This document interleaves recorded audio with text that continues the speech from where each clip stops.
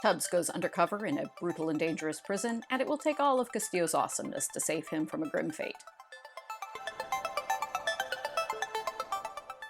Walk Alone was written by W.K. Scott Meyer and directed by David Jackson.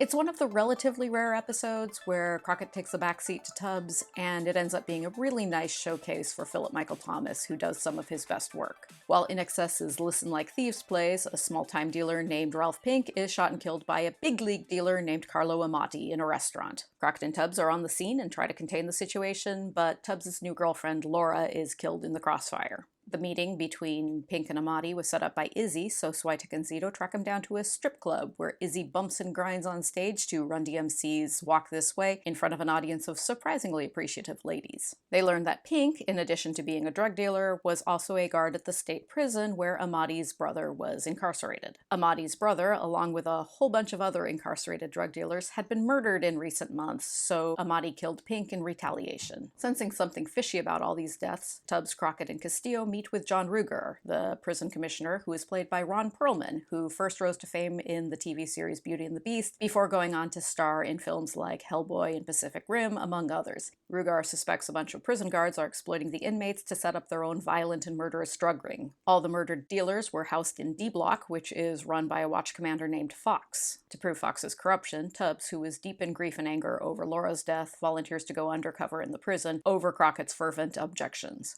So Tubbs, undercover as a dealer named Kubera, speeds around Miami to Gear Jammer by George Thorogood and the Destroyers, and gets himself arrested and thrown into prison, where he promptly gets targeted and beaten by the Aryan Brotherhood. A guard named Keller, who is played by Matrix star Laurence Fishburne, tells Tubbs the Aryan Brotherhood will murder him unless he provides 2 keys of cocaine to the corrupt guards. Tubbs meets with Fox, who is played by Kevin Conway, and strikes a deal to supply him with cocaine in exchange for protection and certain amenities. These amenities include conjugal visits, so Trudy shows up at the prison, posing as Tubbs' wife, to smuggle the keys of cocaine to the guards. There's a giddy moment where it looks like Tubbs and Trudy are going to kiss, all in the name of protecting Tubbs' cover, and then Tubbs ruins everything, to Trudy's clear disappointment, by yelling at her that she's been unfaithful to him while he's been in prison. This is a pretty grim episode because prison, but that's a delightful little scene. The guards figure out Tubbs is a cop and make plans to kill him, so Castillo decides to go undercover to rescue him. Crockett arrests Keller, and Keller smuggles Castillo into the prison, but then promptly double-crosses him and traps him in the processing area. So Castillo whips out his patented ninja levels of badassery, which we get to see from him about once per season.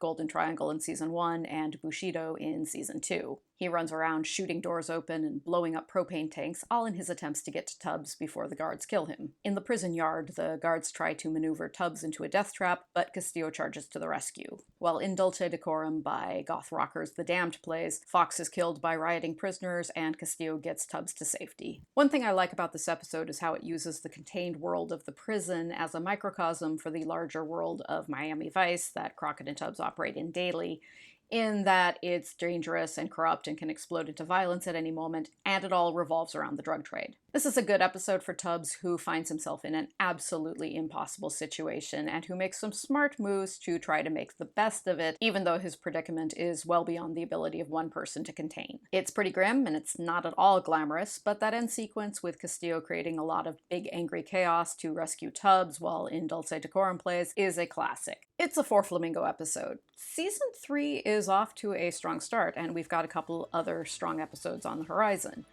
That hot streak will end soon enough, but for the moment, the overall quality has been very high. Next time, Crockett will try to help a high school football star get out from a bad situation. Join me then, and follow me on Twitter, or subscribe to my channel to be the first to find out about new episodes, and I will see you later. Have a lovely week.